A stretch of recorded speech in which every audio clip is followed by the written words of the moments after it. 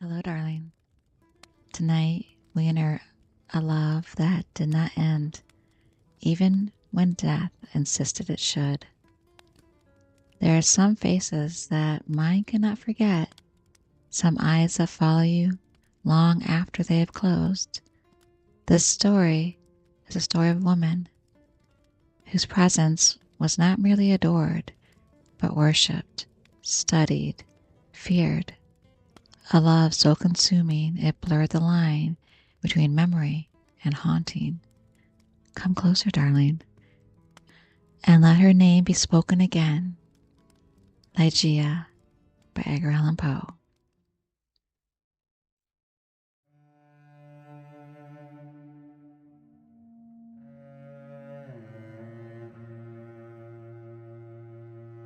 And the where their land lieth, which dieth not, who knoweth the mysteries of the will with this vigor. For God is but a great will pervading all things by nature of its inventiveness. Man doth yet yield himself to the angels, nor unto the death utterly, save only through the weakness of his feeble will. Joseph Glanville. I cannot for my soul remember how, when, or even precisely where I first became acquainted with Lady Ligeia. Long years have since elapsed, and my memory is feeble through much suffering. Or perhaps I cannot now bring these points to mind, because in truth, the character of my beloved, her rare learning, her singular yet placid beauty, and the thrilling and enthralling eloquence of her low musical language made their way into my heart by paces so steadily and stealthily progressive that they have been unnoticed and unknown. Yet I believe that I met her first and most frequently in some large, old decaying city near the Rhine. Of her family, I have surely heard her speak. That it is of a remote ancient date cannot be doubted. Ligeia, buried in studies of nature, more than all else adapted to deadened impressions of the outward world. It is by that sweet word alone, by Ligeia, that I bring before mine eyes in fancy the image of her who is no more. And now, while I write, a recollection flashes upon me that I have never known the parental name of her, who was my friend and my betrothed, and who became the partner of my studies, and finally the wife of my bosom. Was it a playful charge on the part of my Ligeia, or was it a test of my strength of affection that I should institute no inquiries upon this point? Or was it rather a caprice of my own, a wildly romantic offering of the shrine of the more passionate devotion? I but indistinctly recall the fact itself, that wonder that I have utterly forgotten the circumstance which originated or attended it. And indeed, if ever that spirit which is entitled romance, if ever she, the wan and the misty-winged Astrophet of industrial Egypt, presided as a teller over marriages ill-omened, then most surely she presided over mine. There is one dear topic, however, which my memory fails me not. It is the person of Ligeia. Its stature, she was tall, somewhat slender, and in her latter days even emaciated. I would in vain attempt to portray the majesty, the quiet ease in her demeanor, or the incomprehensible lightness and elasticity of her footfall. She came and departed as a shadow. I was never made aware of her entrance into my close study, save by the dear music of her low, sweet voice, as she placed her marble hand upon my shoulder. The beauty of face no maiden ever equaled her. It was the radiance of an opium dream, an airy and spirit-lifting vision, more wildly divine than the fantasies which hovered about the slumbering souls of the daughters of Delos. Yet, her features were not of that regular mold which we have been falsely taught to worship in the classical labors of the heathen. There is no exquisite beauty, says Bacon Lord Bellum, speaking truly of all the forms and genre of beauty, without some strangeness in the proportion. Yet, although I saw that the features of Ligeia were not of a classic regularity, although I perceived that her loveliness was indeed exquisite, and I felt that there was much of a strangeness pervading it, yet I have tried in vain to detect the irregularities and to trace home my own perception of the strange. I examined the contours of the lofty and pale forehead. It was faultless. How cold indeed the word would be applied to a majesty so divine.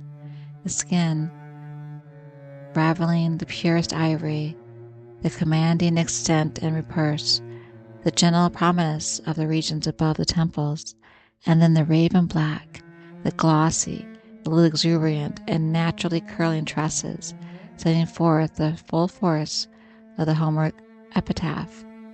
Hyacinthine. I looked at the delicate outlines of the nose, and nowhere but in the graceful medallions of Huber's had I beheld a similar perfection. There was the same luxurious smoothness of surface, the same scarcely perceivable tendency to the aquiline, the same harmoniously curved nostrils speaking the free spirit. I regarded the sweet mouth. Here was indeed the triumph of all things heavenly, the magnificent turn of the short upper lip, the voluptuous slumber of the under, the dimples which sorted with the color which spoke, the teeth glancing back with a brilliancy almost startling, every ray in the holy light which fell upon them in her serene and placid, yet most excruciatingly radiant of all smiles. I scrutinized the formation of the chin, and here too I found the gentleness of breath, the softness and the majesty, the fullness and spirituality of the Greek, the contours which the god Apollo reveled, but in a dream to Clemenus, the son of Athene, and then I peered into the large eyes of Ligeia. For eyes we had no model too remotely antique. It might have been, too, that in these eyes of my beloved lay the secret of which Lord Ballard alludes. They were, I must believe, far larger than the ordinary eyes of our own race. They were even fuller than the fullest of the gazelle eyes of the tribe of the valley of Nujad. Yet it was only at intervals, in moments of intense excitement, this peculiarity became more than slightly noticeable in Ligeia. And at such moments was her beauty, and my heated fancy, thus it appeared, perhaps the beauty of beings, either above or apart from the earth, the beauty of the fabulous Houri of the Turk. The hue of the orbs was the most brilliant of black, and far over them hung jetty lashes of great length. The brows, slightly irregular in outline, had the same tint. The strangeness, however, which I found in the eyes, was of nature distinct from the formation of the color or the brilliancy of the features, and must, after all, be referred to the expression. Ah, word of no meaning! Behind those latitude, a mere sound, we entrench our ignorance of so much of the spiritual. The expression of the eyes of Ligeia. How for long hours have I pondered upon it? How have I through the whole of a midsummer's night struggled to fathom it? What was it that something more profound than the well of Democritus, which lay far within the pupils of my beloved? What was it? I was possessed with a passion to discover. Those eyes, those large, those shining, those divine orbs, they became to me twin stars of Leda, and I too them devoutest of astrologers.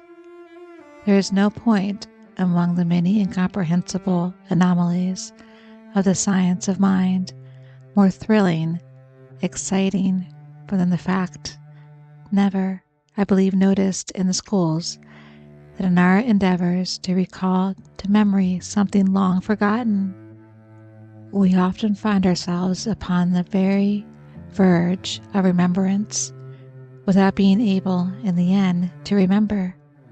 And thus, how frequently, in my intense scrutiny of Ligeia's eyes, have I felt approaching the full knowledge of their expression, felt it approaching yet not quite be mine, and so at length entirely depart. And strange, oh strangest mystery of all, I found in the commonest objects of the universe a circle of analogies to that expression.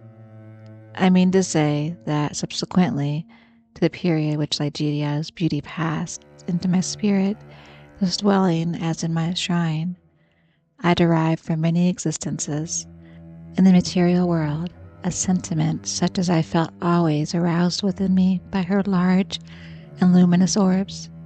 Yet, not the more could I define that sentiment, or analyze, or even steadily view it. I recognized it, let me repeat, sometimes in the survey of a rapidly growing vine, in the contemplation of a moth, a butterfly, a chrysalis, a stream of running water. I have felt it in the ocean, in the falling of a meteor. I have felt it in the glances of unusually aged people, and there are one or two stars in heaven, one especially a star of the sixth magnitude, double and changeable, to be found near the large star in Lyra, in a telescopic scrutiny of which I have been made aware of the feeling. I have been filled with it by certain sound from string instruments, and not unfrequently by passages from books. Among innumerable other instances, I well remember something in a volume of Joseph Glanville, which, perhaps merely from its quaintness, who shall say, never failed to inspire me with the sentiment, and the will there within lieth which dieth not, who knoweth of the mysteries of the will with its vigor. For God is but a great will pervading all things by nature of its inventness. Man doth not yield him to the angels, nor unto death utterly, save only through the weakness of his feeble will. Length of years and subsequent reflection have enabled me to trace, indeed, some remote connection between this passage in the English moralist and a portion of the character of Ligeia. An intensity in thought, action, or speech was possibly in her, a result, or at least an index, of the gigantic volition which during our long intercourse failed to give her other and more immediate evidence of its existence. Of all the women whom I have ever known, she, the outwardly calm, the ever-placid Ligeia, was the most violently a prey to the tumultuous vultures of stern passion, and of such passion I could form no estimate save by the miraculous expansion of those eyes, which at once so delighted and appalled me, by the most magical melody, modulation, distinctness, and placidity of her very low voice, and by the fierce energy rendered doubly effective by contrast with her manner of utterance of the wild words which she habitually uttered. I have spoken of the learning of Ligeia. It was immense, such as I had never known in woman. In the classical tongues was she deeply proficient, and as far as my own acquaintance extend in regard to the modern dialects of Europe, I have never known her at fault. Indeed, upon my theme of the most admired, because simply the most abstruse of the boasted eradication of the Academy, have I ever found Ligeia at fault?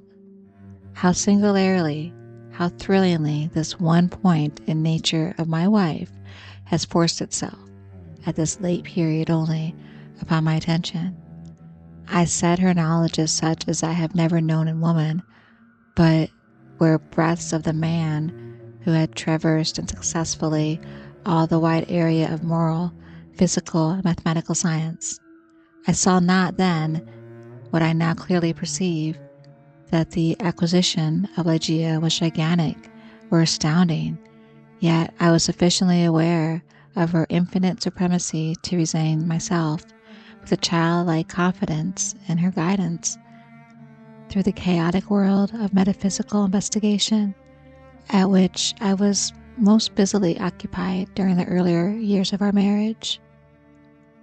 With how vast a triumph, with how vivid a delight, with how much of all that is ethereal and hope did I feel as she bent over me in studies but little sought, but less known, that delicious vista by slow degrees expanding before me down those long, gorgeous, and all-untrodden path, I might at length pass onward to the goal of wisdom, to divinely precious, not to be forbidden. How potent, then, must have been the grief which, after some years, I beheld my well-grounded expectations, like wings to themselves, and fly away. Without Ligeia, I was but as a child groping belighted, her presence, her readings alone rendered vividly luminous the many mysteries of the transcendentalism in which we were immersed. Wanting the radiant luster of her eyes, letters, lambent and golden, grew duller than Sumerian lead, and now those eyes shone less and less frequently upon the pages over which I pored. Ligeia grew ill. The wild eyes blazed with a too glorious effulgence.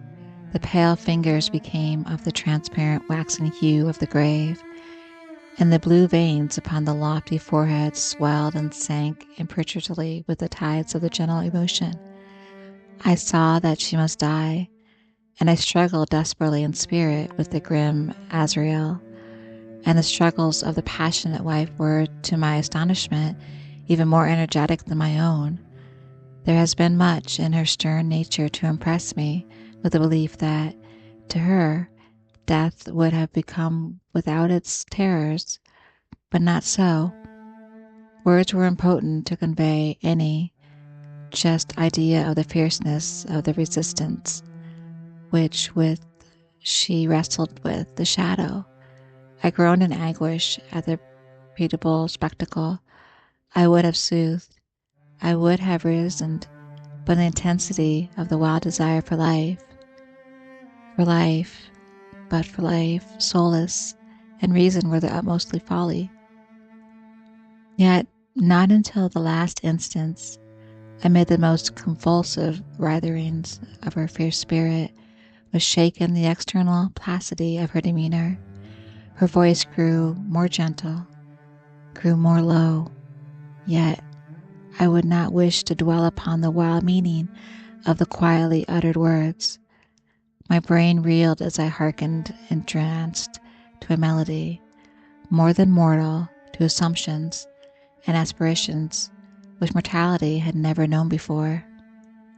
That she loved me, I should not have doubted, and I might have been easily aware that, in a bosom such as hers, love would have reigned no ordinary passion, but in death only was I fully impressed with the strength of her affection. For long hours, detaining my hand, would she pour out before me the overflowing of a heart whose more than passionate devotion amounted to idolatry. How had I deserved to be so blessed by such confessions? How had I deserved to be so cursed with the removal of my beloved in the hour of her making them?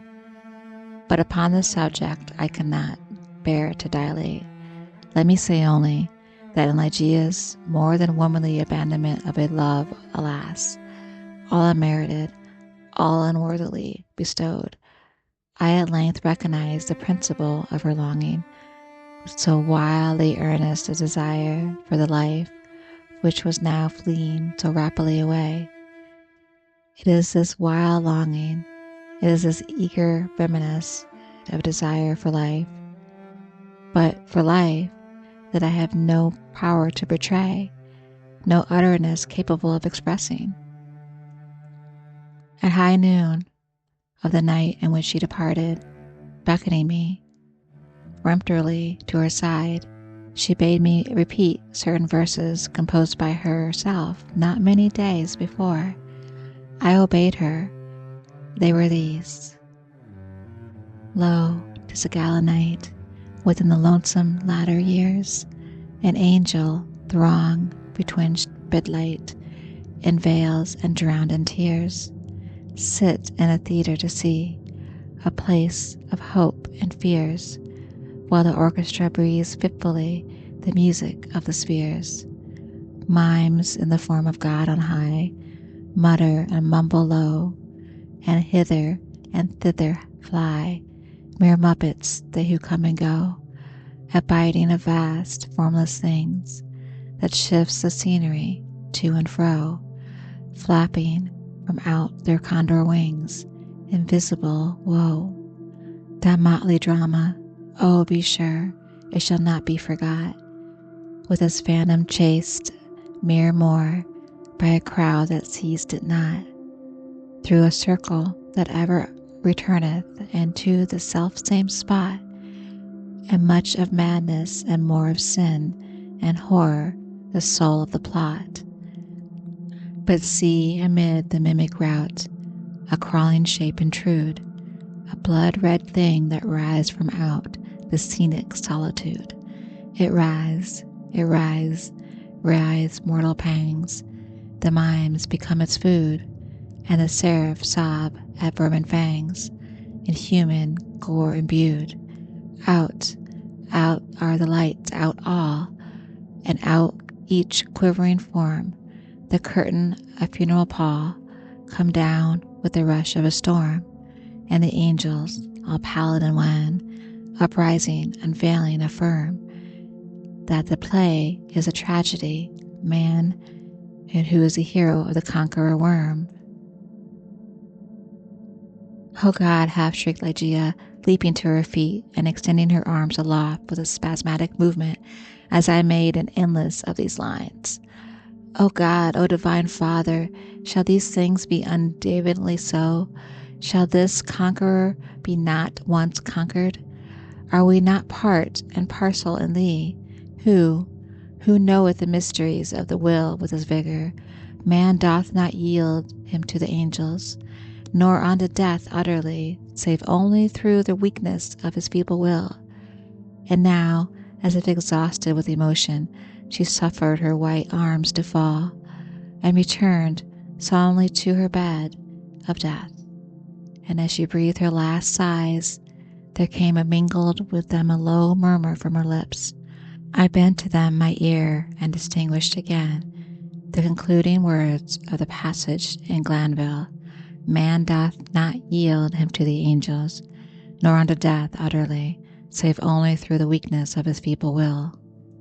She died, and I, crushed into the very dust with sorrow, could no longer endure the lonely desolation of my dwelling in the dim and decaying city by the Rhine.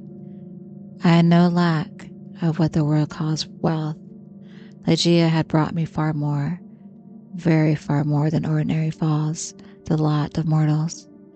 After a few months, therefore, of weary and aimless wandering, I purchased and put in some despair an abbey, which I shall not name, in one of the wildest and least frequented portions of fair England. The gloom and dreary grandeur of the building, the almost savage aspect of the domain, the many melancholy and time-honored memories connected with both, had much in unison with the feelings of utter abandonment which had driven me into the remote and unsocial region of the country. Yet, although the external abbey, with its verdant decay hanging about it, suffered but little alteration, I gave way with a childlike perversity, and perchance with a faint hope of alleviating my sorrows, to a display of more than regal magnificence within. For such follies even in childhood I had imbibed a taste, and now they came back to me, if in a detage of grief. Alas, I feel how much even of incipient madness might have been recovered in the gorgeous and frantic draperies, in the solemn cravings of Egypt, in the wild cornices of furniture, and the bedlam patterns of the carpets of tufted gold. I had become a burdened slave in the tumults of opium, and my labors, and my orders, and taken a coloring with my dreams. But these absurdities I must not pause to detail, yet let me speak only of the one chamber, ever accursed. Whether it's a moment of mental alienation, I led from the altar as my bride, as a successor of the unforgotten Ligeia, the fair-haired and blue-eyed lady, Rowena Trevelyan of Tremaine. There is no individual portion of the architecture and decoration of that bridal chamber which is not now visibly before me. There were the soul of the haughty family of the bride, when through thirst of gold they permitted to pass the threshold of an apartment so bedecked, a maiden and a daughter so beloved. I have said that I minutely remember the details of the chamber, yet I am sadly forgetful on topics of deep moment, and here there was no system, no keeping in the fantastic display. So, to take hold upon the memory, the room lay in a high turret of the castled abbey, was pentagonal in shape, and of spacious size. Occupying the whole southern face of the pentagon was a sole window, an immense sheet of unbroken glass from Venice, a single pane, and tinted of a leaden hue, so that the rays of either the sun or moon passing through it fell with a ghastly luster on the objects within. Over the upper portion of the huge window extended the trellis work of an aged vine, which clambered up the massy walls of the turret. The ceiling, of gloom-looking oak, was excessively lofty, vaulted and elaborately fretted with the wildest and most grotesque specimens of a semi-Gothic, semi-Druidical device. From out the most central recess of this melancholy vaulting depended by a single chain of gold with long links, a huge censer of the same metal, sacranic in pattern, and with many preparations so contrived that there writhed in and out of them, as if endued with a serpent vitality, a continual succession of partially colored fires.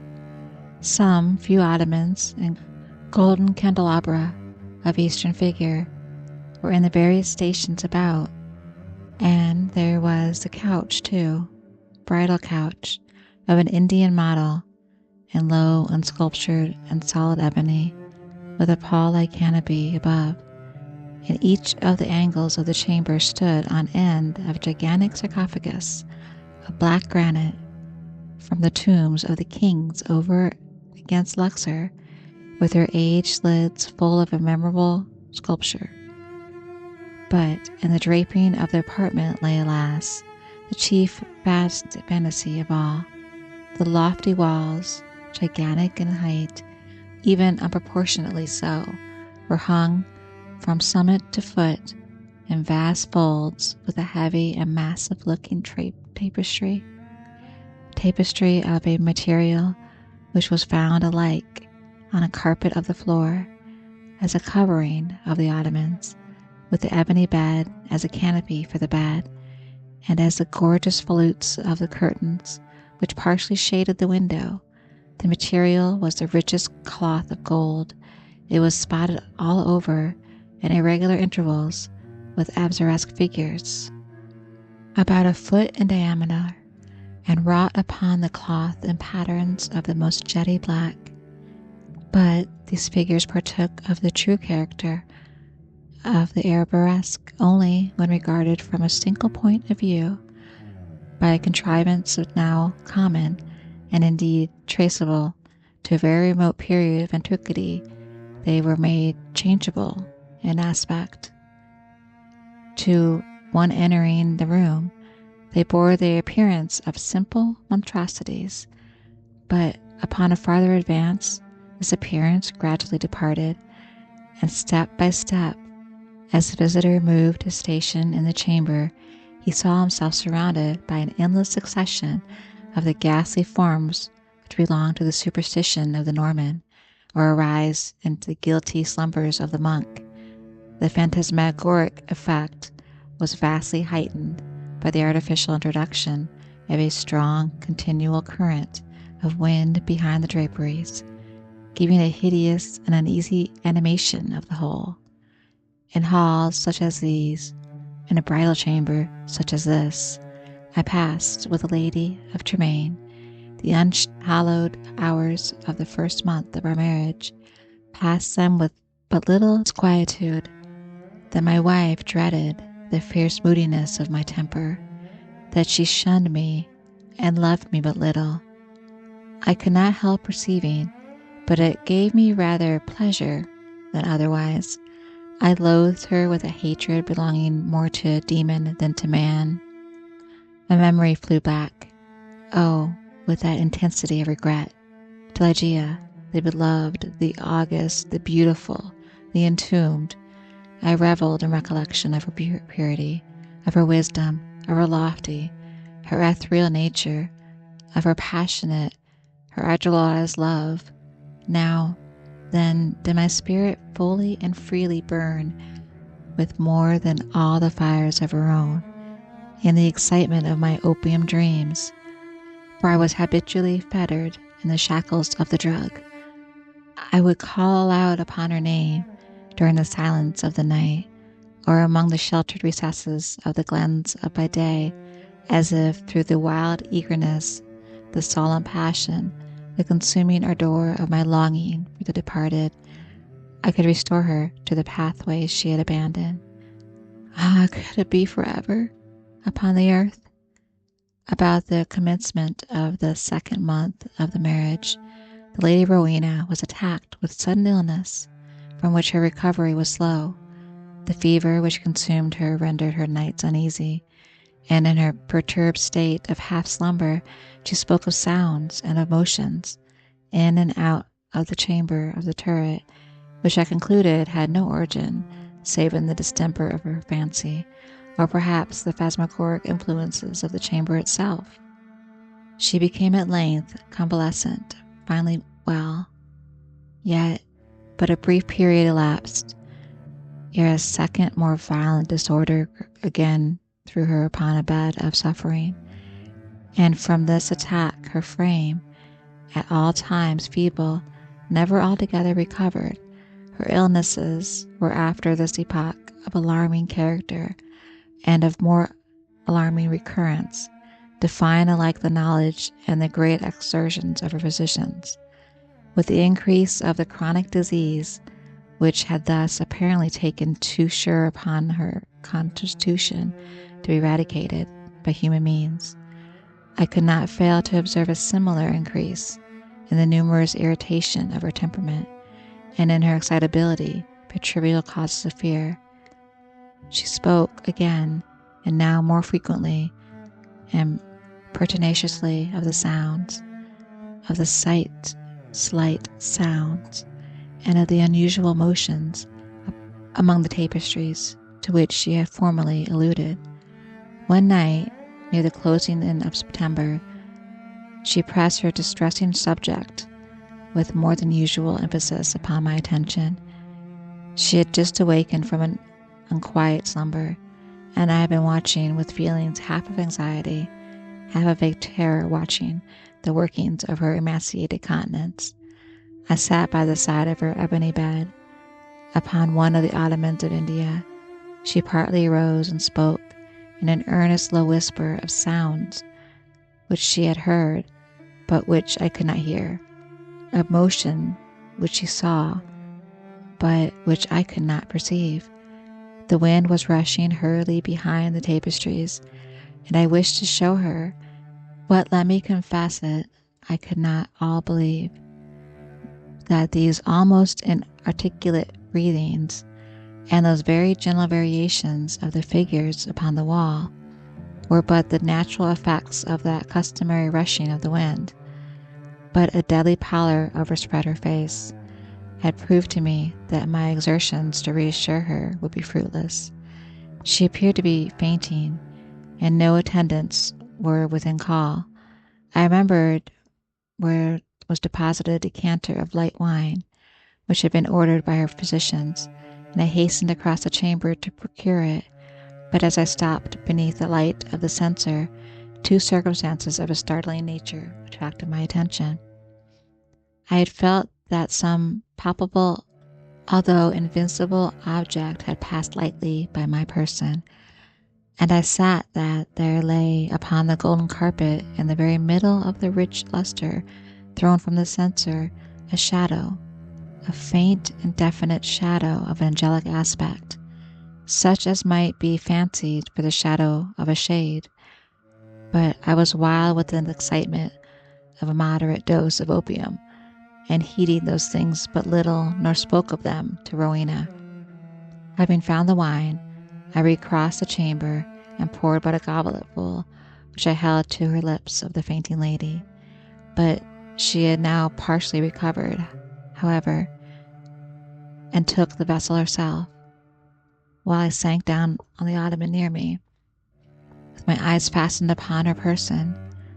It was then that I became distinctly aware of a gentle footfall upon the carpet and near the couch, and in a second thereafter, as Rowena was in the act of raising the wine to her lips, I saw, or may have dreamed that I saw, fall upon the goblet, as if some invisible spring in the atmosphere of the room, 3 or 4 large drops of brilliant and ruby-colored fluid.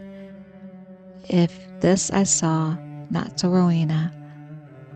She swallowed the wine unhesitatingly, and I forbore to speak to her of a circumstance which must, after all, I considered, have been but the suggestion of a vivid imagination, rendered morbidly active by the terror of the lady, by the opium, and by the hour.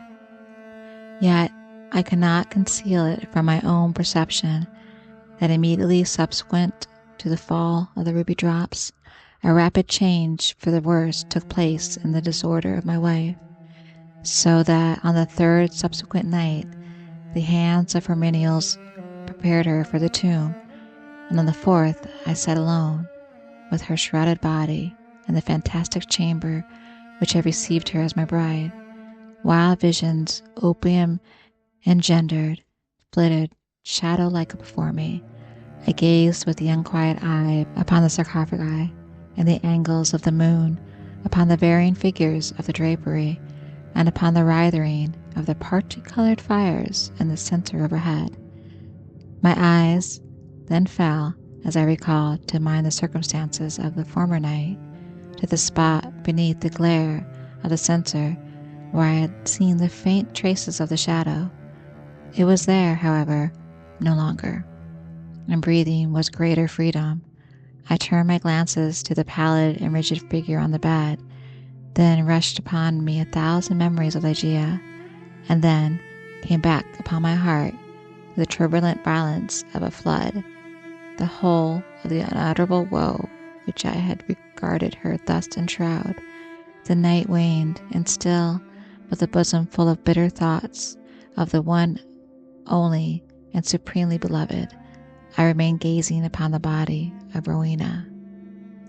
It might have been midnight, or perhaps earlier or later, for I had taken no note of time, when a sob, low, gentle, but very distinct, startled me from my reverie. I felt that it came from the bed of ebony, the bed of death. I listened in an agony of superstitious terror, but there was no repetition of the sound. I strained my vision to detect any motion of the corpse, but there was not the slightest perceptible. Yet I could not have been deceived. I heard the noise, however faint, and my soul was awakened within me. I resolutely and persistently kept my attention riveted upon the body, Many minutes elapsed before the circumstances occurred, tending to throw light upon the mystery. At length, it became evident that a very feeble and barely noticeable tinge of color had flushed up upon the cheeks and along the sunken small veins of the eyelids. Through a species of unutterable horror and awe, which the language of mortality had so sufficiently energetic expression, I felt my heart cease to beat, my limbs grow rigid where I sat. Yet a sense of duty finally operated to restore my self-possession. I could no longer doubt that we had been precipitate in our preparations, that Rowena still lived. It was necessary and some immediate exertion to be made.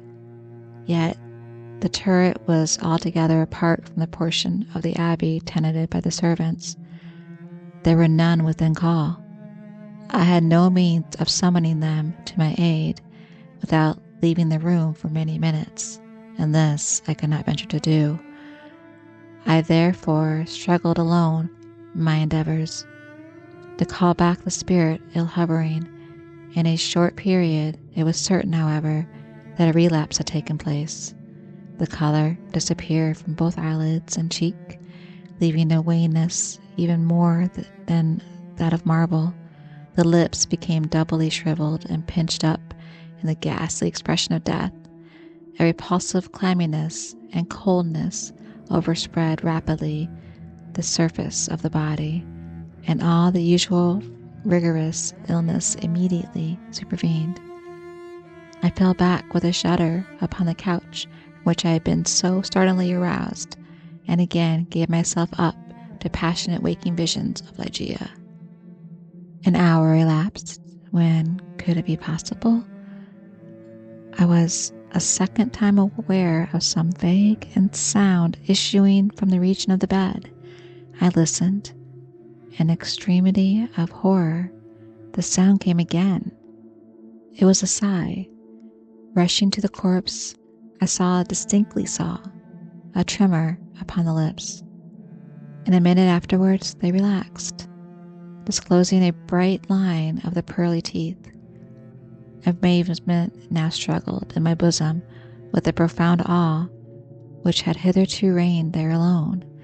I felt that my vision grew dim, that my reason wandered, and it was only by a violent effort that I at length succeeded in nerving myself to the task which duty thus once more had pointed out. There was now a partially glow upon the forehead, and upon the cheek and throat a perceivable warmth pervaded the whole frame. There was even a slight pulsation of the heart. The lady lived, and with redoubled ardor I betook myself to the task of restoration. I chafed and bathed the temples and the hands, and used every exertion which experience and no little medical reading could suggest, but in vain. Suddenly the color fled, pulsation ceased, the lips resumed the expression of the dead, and in an instant afterward the whole body took upon itself the icy chillness and livid hue, the intense rigidity, the sunken outline, and the loathsome peculiarities of that which has been for many days a tenet of the tomb. And again I sunk into visions of Ligeia, and again, what marvel that I shudder while I write, again there reached my ears a low sob with the region of the ebony bed. But why shall I minutely detail the unspeakable horrors of that night?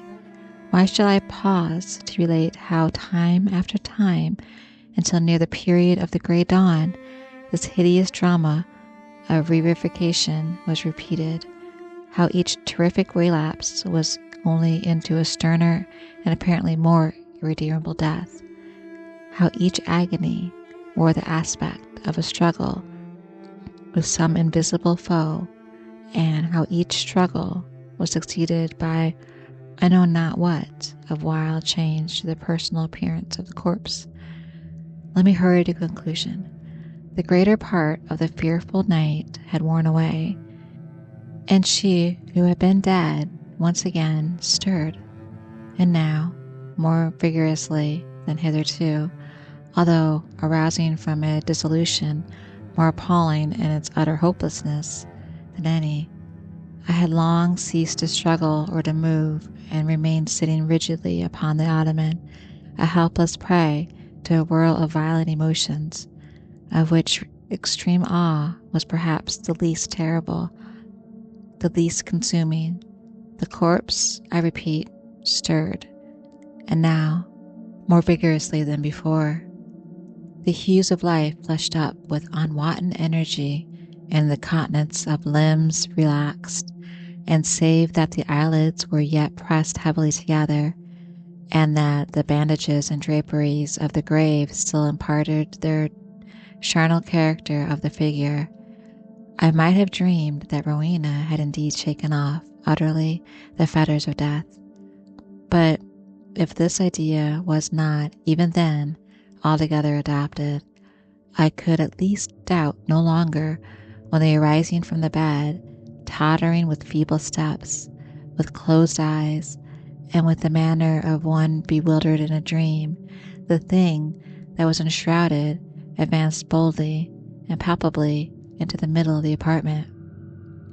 I trembled not, I stirred not, for a crowd of unutterable fancies connected with the air, the stature, the demeanor of the figure, rushing hurriedly through my brain, had paralyzed, had chilled me into stone. I stirred not, but gazed upon the apparition. There was a mad disorder in my thoughts, a tumult unappeasable. Could it indeed be the living Rowena who confronted me? Could it indeed be Rowena at all? The fair-haired, the blue-eyed lady, Rowena Treviani of Tremaine? Why should I doubt it? The bandage lay heavily upon the mouth, and then might it not be the mouth of the breathing lady of Tremaine? And at the cheeks there were the roses in her noon of life. Yes, these might indeed be the fair cheeks of the living lady of Tremaine, and the chin and its dimples, as its health might not be hers. But had she then grown taller since her malady? What inexpressible madness seized me with that thought? One bound, and I had reached her feet. Shrinking from my touch, she let fall from her head, unloosened, the ghastly sentiments which had confined it, and there, streaming forth into the rushing atmosphere of the chamber, were masses of long and disheveled hair. It was blacker than the raven wings of the midnight, and now slowly opened her eyes of the figure which stood before me. Here then, at least, I shrieked out loud, can I never be mistaken? These are the full and the black and the wild eyes of my lost love, of the lady Ligeia.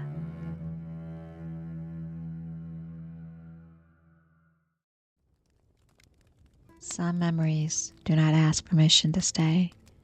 They rest beside you in the dark, warm as breath, quiet as a thought you cannot silence. And if her eyes return to you tonight, if her name brushes your thoughts like a fingertip, do not be afraid. It only means she was loved too well to vanish. Let the night close around you now. Let the story settle into your bones. Good night, darling. Rest now.